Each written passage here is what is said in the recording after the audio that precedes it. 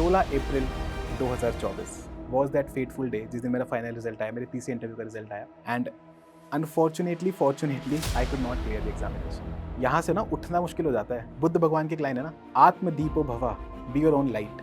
That was the moment in my preparation when I became my own light. From the first batch itself we had more than 180 rankers including AIR1. That is how mysterious God is.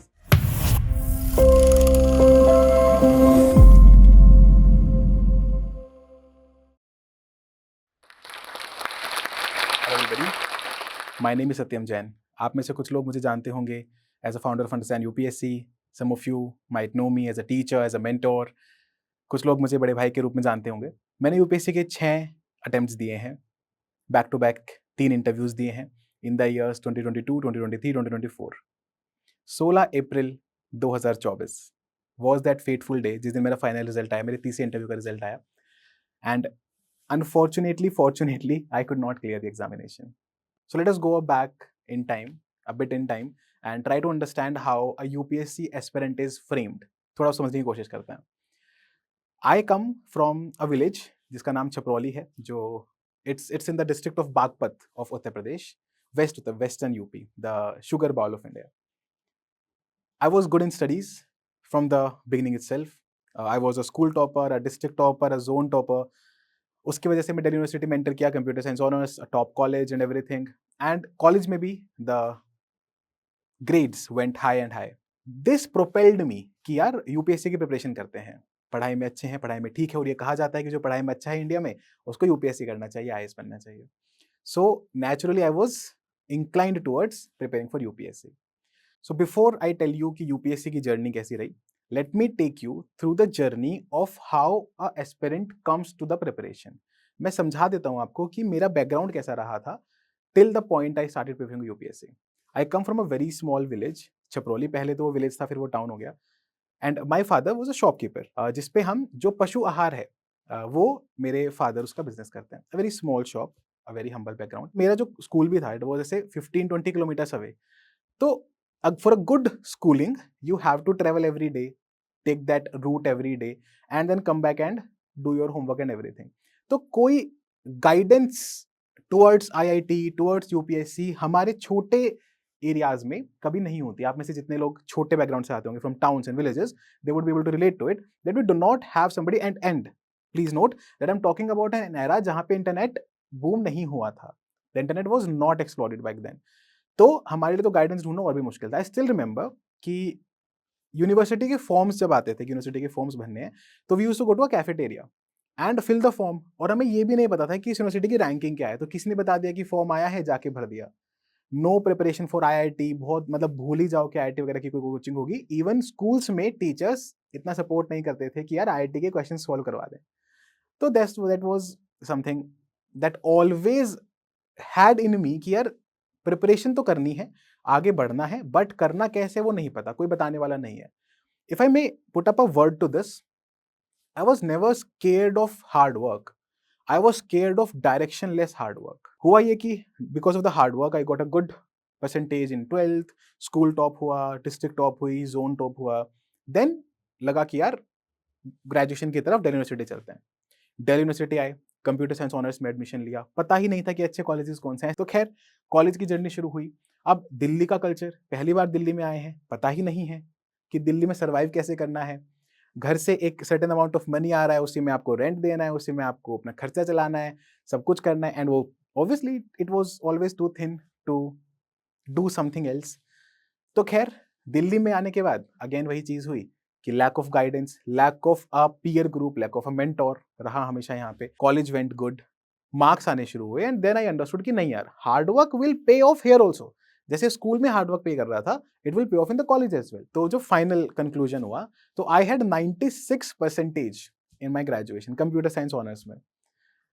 तो समझ आया कि नहीं यार, hard work करने से result तो आ रहा है, ये तो समझ आया। मतलब ऐसे आपको कॉलेज रैंक्स आ गई, यूनिवर्सिटी रैंक्स आ गई, मास्टर्स की सीट ऑफर हो गई दिल्ली यूनिवर्सिटी में मुझे। अब this was a major turning point कि now you are standing at a junction जहां एक बहुत अच्छी कंपनी में आपकी जॉब लग रही है, where you are also getting offered one of the choicest few seats in the masters programme of Delhi university, and आपको यूपीएससी की तरफ जाना है।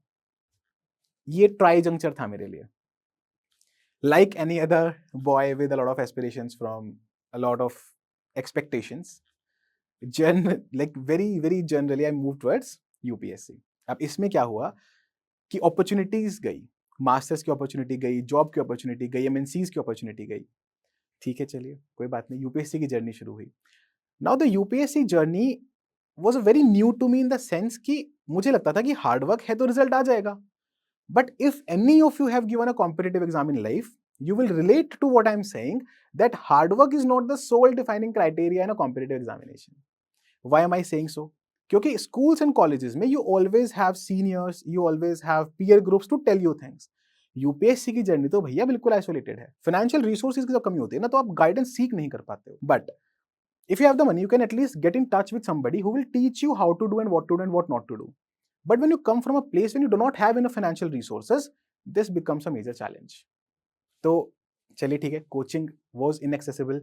तो समझ आया कि खुद से पढ़ाई करते हैं. आज तक भी तो खुद से कर रहे थे, पहले भी तो ट्यूशन और कोचिंग्स नहीं थी, खुद से पढ़ाई करते हैं. Let us prepare on our own. Started preparing. अब यहाँ पे जो मैंने आपको लाइन बोली ना, that is very important. Hard work से रिजल्ट आ रहा था अब तक, इसके बाद हार्डवर्क से रिजल्ट आना हो गया बंद. And this was a major shift. I never failed an examination.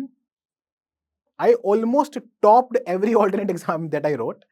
UPSC का prelims पहले attempt में नहीं हुआ. And for somebody like me who have never seen failure in life, this was heartbreaking. समझ ही नहीं आया कि ये कैसे हो सकता है यार कि हमारा यूपीएससी का प्रीलिम्स नहीं हो रहा है when we were dreaming of getting AIR 1 in attempt 1. चलिए कोई बात नहीं. अब होता क्या है कि आप कोर्स करेक्शन करने की कोशिश करते हो, बट द पॉइंट इज अगर आपको कोर्स पता ही नहीं है, डायरेक्शन पता ही नहीं है, तो आप किसी और रास्ते पे चलने की कोशिश करोगे. But how do you make sure that that particular way is the right way? तो और बुक्स ऐड करी, और न्यूज़पेपर्स ऐड करे, और नोट्स बनाए, और ज्यादा लगा कि यार अच्छा हो सकता है पहली बार 10 घंटे मेहनत करी थी, 12 घंटे करने से होगा. स्टार्टेड स्टडिंग मोर, आइसोलेट कर लिया खुद को, कमरों में बंद रहने लगे. नहीं हुआ प्रीलिम्स. पता नहीं था कैसे करना है. समझ आया कि भाई गाइडेंस बहुत ज्यादा इंपॉर्टेंट है. I started standing, I literally remember this. I started standing in the lanes of old Rajendra Nagar. कि कोई मिले जिसका प्रीलिम्स कभी क्लियर हुआ हो तो वो बता दे कि प्रीलिम्स कैसे क्लियर होता है. नहीं मिला कोई. kept on working hard, बहुत ज़्यादा सेल्फ डाउट आ गया. इस बीच में अच्छा, for people, let me clarify this. Hard work was never an issue. The case was with directionless hard work. UPSC का नहीं समझ में आ रहा था. बाकी एग्जाम जो बैठ रहे हैं आपका हो रहा है. आप किसी का प्रीलिम्स क्लियर कर रहे हो, किसी का मेंस क्लियर कर रहे हो, कहीं एसएसबी के लिए जा रहे हो, lot of things are happening. But specifically was not happening was UPSC. खैर 3 प्रीलिम्स फेलियर हो गए back to back and I thought of quitting. यार ये नहीं हो पाएगा. This is not my cup of tea. शायद गलत चीज चुन ली. आप समझिए please, for a student like me who was here in life with 96% in Delhi University, back-to-back prelims failure, complete dip. यहाँ से ना उठना मुश्किल हो जाता है. आप में से जितने लोगों ने भी प्रीलिम्स का फेलियर देखा होगा, उठना मुश्किल हो जाता है. तो I thought of quitting. My I still remember my father sitting bye my side and he was the person जिसने बोला ये कि तुझे हमने आज तक ये तो नहीं बोला कि तू कमा क्यों नहीं रहा है, why are you not earning. And that hit me कि यार when parents are there to support, why am I giving up on my dream? Guidance है नहीं है, कोई बात नहीं, तैयारी करते हैं दोबारा से. Stood up again, started preparing again. तब क्या हुआ कि मैंने एक ग्रुप बनाया, पीयर ग्रुप बनाया. उस पीयर ग्रुप के साथ तैयारी करनी शुरू करी. तो समझ आया कि यार सब लोग हार्डवर्क कर रहे हैं, पर किसी का भी प्रीलिम्स तो निकला नहीं है. तो सब कुछ तो गलतियां कर रहे हैं. There I sat with myself. एक बुद्ध भगवान की एक लाइन है ना, आत्मदीपो भवा, be your own light. That was the moment in my preparation when I became my own light. कि यार बैठते हैं, समझते हैं कि गलतियां हो कहाँ रही है, प्रीलिम्स क्यों नहीं क्लियर हो रहा है. And ladies and gentleman students, prelims clear हुआ. उस ग्रुप से दर्जनों लोगों का प्रीलिम्स क्लियर हुआ उस साल. बहुत छोटा सा ग्रुप, 50 लोगों का ग्रुप. तब समझ में आया कि यार एग्जाम कैसे निकाला जाता है. Then go to write mains, और जैसे ही मेंस में बैठे, मेंस भी क्लियर हुआ. इंटरव्यू दिया. इंटरव्यू जब आपके पहले इंटरव्यू कॉल आती है, यू गेट वेरी इमोशनल, क्योंकि आप वेट कर रहे होते हो कि यार यूपीएससी का लेटर आएगा, आपको बुलाया जाएगा, you will dress up, you will suit up, and you'll go and you'll click a picture in front of the UPSC board, in the like the UPSC light board and everything. That was a very very motivating time, क्योंकि आपको ना journey में failures के साथ साथ जब तक कुछ छोटी छोटी सक्सेस नहीं मिलती हैं तब तक आपका खुद पे कॉन्फिडेंस नहीं बनता है. वो इंटरव्यू दिया, लेकिन इंटरव्यू कन्वर्ट नहीं हुआ, रुक गया, क्योंकि prelims mains was decent, was good enough. The problem came with optional and interview. Optional में again lack of guidance, interview में तो जो गाइडेंस है वो बिल्कुल ही बहुत ही away from the examination and its requirements है. तो बहुत ही एवरेज बिलो एवरेज स्कोर आ गया इंटरव्यू में अच्छा नहीं हुआ, क्योंकि interview had a particular pattern. वो पैटर्न पकड़ में आया ही नहीं. खैर चलिए कोई बात नहीं, इंटरव्यू नहीं हुआ. And there was just 5 days to the examination. I still remember 30 मई को मेरा रिजल्ट आया था और 5 जून को प्रीलिम्स था. 29-30 मई को रिजल्ट आया था और 5 जून को प्रीलिम्स था. अब 4-5 दिन में दोबारा प्रीलिम्स कैसे क्लियर हो? बट टिल नाउ, अब इस मोमेंट तक मेरे को समझ में आ गया था कि प्रीलिम्स कैसे क्लियर किया जा सकता है, कैसे उसमें स्कोर आ सकता है. तो started working on that again. Prelims दिया. अब इस बार 4-5 दिन की प्रिपरेशन से ही प्रीलिम्स हो गया. कट ऑफ से 8-10 नंबर ऊपर आ गए, क्योंकि प्रीलिम्स थोड़ा समझ आ गया था तब तक. खैर बात आगे बढ़ी, प्रीलिम्स हुआ, दोबारा मेंस लिखा, मेंस बेटर गया, काफी अच्छा गया. ऑप्शनल के टाइम पे वापस से ट्रेजेडी हो गई. 102 फीवर ऑप्शनल के बीच के 5 दिनों में. एंड आई लिटरली रिमेंबर, आपके यहाँ पे चलता है ठंडी पट्टियां बांधते हैं, cold bandage on your head, on your forehead, ताकि टेम्परेचर नीचे आ जाए. वो बंदी हुई है और मैं ट्राई कर रहा हूँ कि ऑप्शनल की चीजें याद हो जाए. That was again a time when life में रियलाइज हुआ कि यार you can make so many things go right with your hard work, but how will you beat luck with your hard work. तो वहां पे वो रियलाइज हुआ. खैर ऑप्शनल का पेपर वेंट अ डिजास्टर. तो ये भी उम्मीद नहीं थी कि इंटरव्यू कॉल आएगी, बट बिकॉज जीएस और एसए पे कमांड बहुत अच्छी थी तो इंटरव्यू कॉल आ गई. तो आई वाज लाइक यार क्या पता कुछ चमत्कार हुआ हो ऑप्शनल में. अच्छा, इस बार इंटरव्यू की तैयारी मेरी बहुत अच्छी थी, तो I sat for the interview. और मैंने इस बार कोई मॉक्स नहीं दिए इंटरव्यू के, क्योंकि मुझे पता था कि यार ऐसे नहीं ऐसे होगा. I figured that out.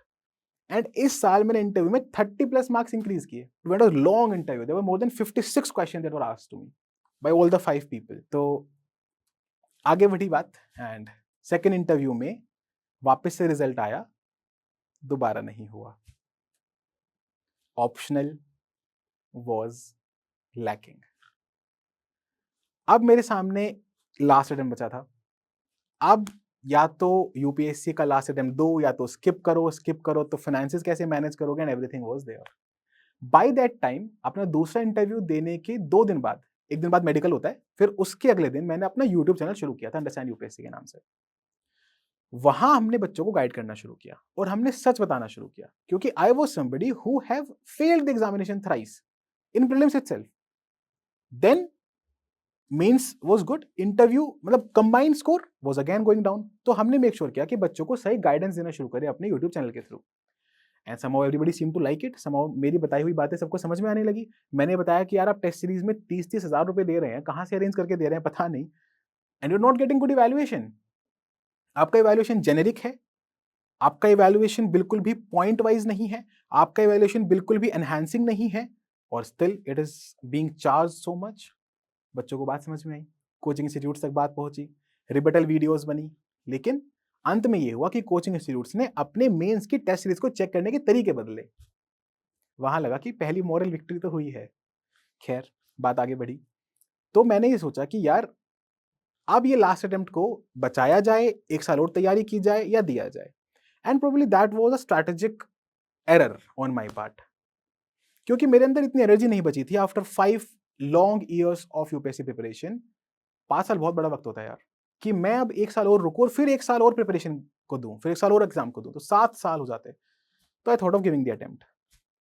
Bye God's grace somehow cleared prelims, then again sat for mains, tried everything that I could, again sat for interview. तो ये बात लगातार तीसरा interview. still remember 4th of April 2024 को मेरा इंटरव्यू था, जो तीसरा इंटरव्यू था मेरा. एंड उसके 12 दिन बाद 16 अप्रैल 2024 को रिजल्ट आना था. 16 अप्रैल 2024 को रिजल्ट आया, नाम एंटर किया, 0 फाउंड. मुझे बहुत बड़ा शॉक लगता है, तो तुरंत रोना आता नहीं है. I don't know how many of you have witnessed this. तो it was such a sort of a thing कि it was a shocking thing कि यार 3 इंटरव्यू के बाद तो मैथमेटिकली प्रोबेबिलिटी काम कर जाती है यार, 3 इंटरव्यूज के बाद तो आपका कन्वर्ट हो जाता है। But the shock was so heavy कि समझ ही नहीं आया कि अब करना क्या है। तो I was not crying at all. लेकिन अब एज हो गई है भाई एक सर्टेन, आपका गैप इतना बड़ा हो गया है, आपको वापस आईटी में जाना है, क्या करना है समझ ही नहीं आ रहा था। फॉर्चुनेटली मैंने तभी उससे पिछले साल कैट का एग्जाम दिया था नवंबर में, November of 2023। The common aptitude test, one of the toughest examinations in India and the world, जो आपको एमबीए कराता है आईआईएम से। अब मैं आपको वही समझा रहा हूं ना कि हार्डवर्क की कमी नहीं थी। कैट, आप विश्वास नहीं करेंगे, आई हैड मतलब विदाउट प्रिपरेशन, क्योंकि मैं तो यूपीएससी के प्रोसेस में फंसा हुआ था, तो कैट की प्रिपरेशन कैसे करूंगा without preparation. 98 point something something percentile. I got calls, सिर्फ IIM अहमदाबाद छोड़ के एंड IIM कलकत्ता छोड़ के, I got interview calls from all IIMs। I still remember going to the IIT Delhi campus and giving my interview. IIM Bangalore का मैंने interview दिया, IIM Lucknow का मैंने इंटरव्यू दिया। And by the time the UPSC result came, the final result came, मेरे हाथ में IIM Lucknow का कन्वर्जन था, IIT दिल्ली का कन्वर्जन था। अब आप समझिएगा प्लीज इस चीज को। For a person like me जिसके पास कोई बहुत बड़ी बैकिंग नहीं है, यूपीएससी का ड्रीम खत्म हो चुका है, अब क्या करना है is a major question. So now I had a choice, should I leave IIM and IIT Delhi जो मेरे हाथ में है, IIM Lucknow which is among the top 3 colleges in India and IIT Delhi, should I leave it and do UPSC या फिर UPSC की journey को continue किया जाए। सो अब दिस वाज अ टाइम, चलिए ठीक है, डिसीजन लिया कि यार IIT IIM छोड़ते हैं, यूपीएससी की तरफ मूव करते हैं। अब यहाँ पे भी एक और ट्विस्ट आया, दैट यूपीएससी में जो बड़ी कोचिंग्स हैं, जो बड़ी जायंट्स हैं, दे स्टार्टेड ऑफरिंग कि आप हमारे साथ आ जाओ और आप अंडरस्टैंड यूपीएससी को हमारा पार्ट बना दो। द प्रॉब्लम वाज विजन नहीं समझ में आ रहा था।